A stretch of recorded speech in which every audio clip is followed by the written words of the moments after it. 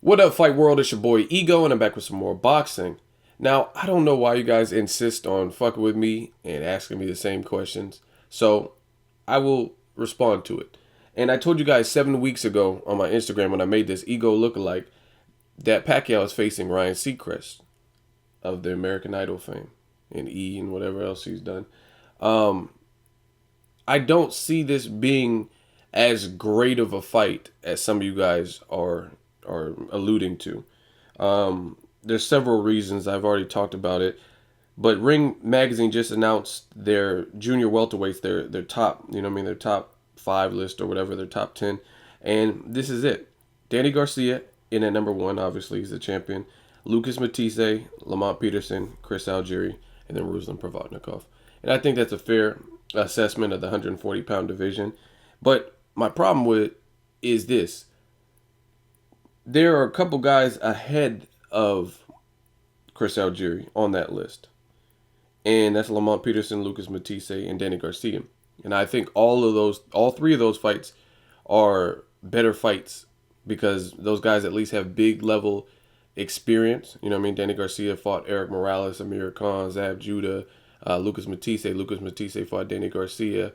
He fought Lamont Peterson, John Molina. So, you know what I mean? They've done more in their respective weight division. So if you were to pull somebody up, then why not it be one of the top guys? Like when Pacquiao fought Bradley, no one really truly complained. I mean, some people that didn't really know Bradley, but the hardcore boxing fans, because, you know what I mean, people complain because Pacquiao always has a weight stipulation. But aside from that, Bradley had pretty much cleaned house with the exception of Amir Khan and was considered one of the best at 140, if not the best. You know what I mean?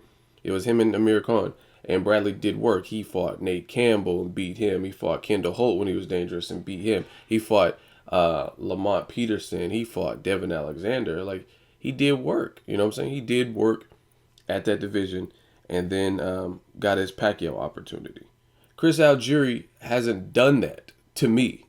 He had two solid wins, you know what I'm saying? And solid, not necessarily in his performance. Like, you know what I mean? The Manuel Taylor, that's cool. But the Ruslan, you showed a lot of heart, but you didn't dominate. You didn't, you know what I mean? It wasn't like an explosive win, like a Stars Born type win.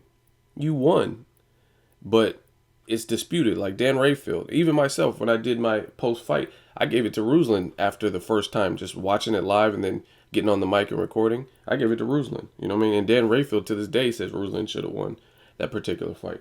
So, as far as the fight, I'll give an official prediction later, but I don't see Chris Algieri beating Pacquiao. I think Pacquiao is going to seek and destroy. Pacquiao does have some boxing abilities that are underrated. He can capitalize off your mistakes. He has speed. People keep talking about how tall fucking Algieri is. Ryan Seacrest, that's cool. He's tall. He has no power behind it. That's cool.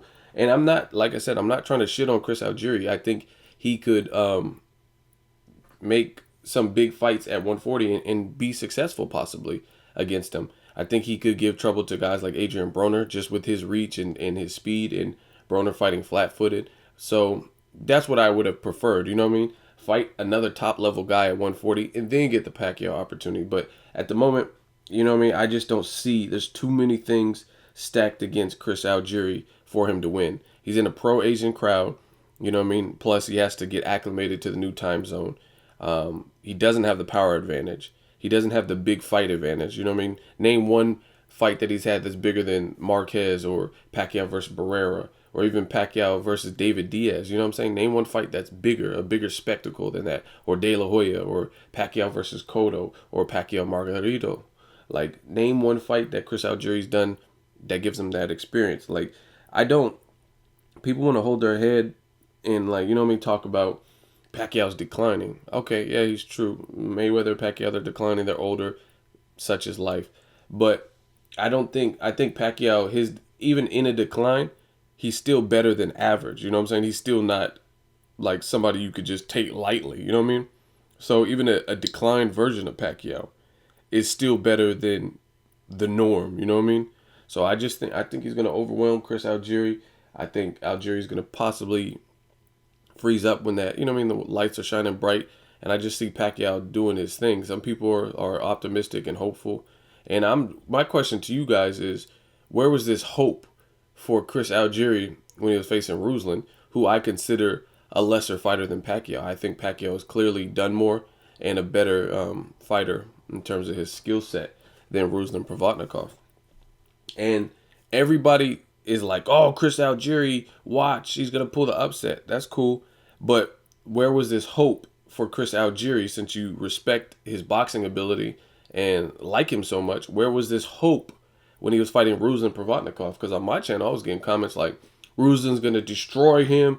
Easy work. Siberian Rocky. Yeah. Like, you know what I mean? You guys were giving Chris Algieri no chance. Now, against a better opponent, you're saying he has all the chance in the world. I just don't get it. I don't see Ryan Seacrest beating Pacquiao. You know what I'm saying? And again, we know Algieri has one way to beat Pacquiao. And it's not by knockout. It's by outboxing him.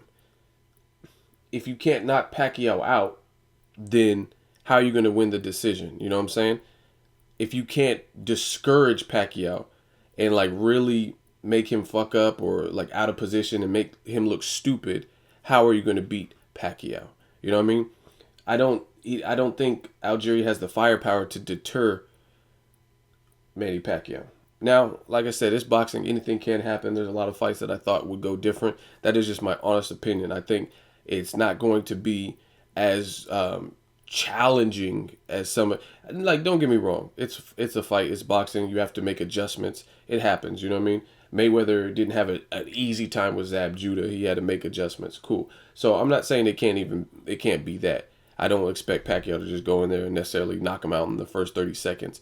But I think the adjustments will be made. I think Pacquiao is fully capable of that. I still think he has enough in his tank where he's going to just beat Chris Algieri. You know what I mean? Like some people are like, oh, he's going to trouble him and this and that. But I think, put it this way, I don't think the Tim Bradley Pacquiao the first fight, how controversial that was, I don't think this is going to be as controversial. I think by the end bell, we're going to know who won.